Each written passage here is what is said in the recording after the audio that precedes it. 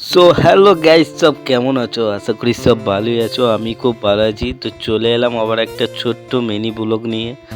তো গাইস, আমি আজকে রামগোপালপুরে এসেছিলাম। তো অনুকূল ঠাকুরের প্যান্ডেলটা দেখে খুব ভালো লাগলো। তো গাইস দেখো, এই যে আমি যাচ্ছি। তো গাইস, অনুকূল ঠাকুরের প্যান্ডেল যদি কেউ দেখতে চাও তাহলে রামগোপালপুর চলে আসবে। তো গাইস দেখো, এই যে অনেক লাইট লাগিয়েছে। তো এখনো অনুষ্ঠান শুরু হয়নি, কাল থেকে শুরু হবে। তো আমি আজকে এসেছিলাম একটু দরকারি কাজে, তো ভাবলাম বন্ধুদের সাথে একটু শেয়ার করি। তো গাইস এই যে দেখো,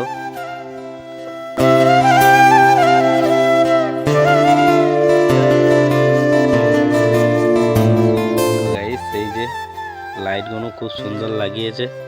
তো গাইস প্যান্ডেলের লুকটা দেখো, খালি আমি দেখাচ্ছি তোমাদেরকে, ভালোভাবেই দেখাবো, অবশ্যই দেখাবো। এটা হচ্ছে অনুকূল ঠাকুরের মন্দির। তো খুব সুন্দর বানিয়েছে। তোমাদের কেমন লাগছে একটু কমেন্টে জানিও।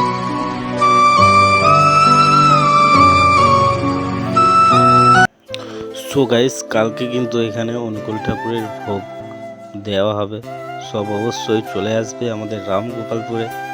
তো গাইস দেখো, এই যে অনুকূল ঠাকুরের মন্দিরটা কেমন হয়েছে তোমরা বলবে। অসাধারণ করেছে গোপালপুরের লোকরা, খুব ভালো লেগেছে কিন্তু আমাদের সবাইকে। আর এই যে এখানেই অনুষ্ঠানটা হবে এইটার মধ্যে।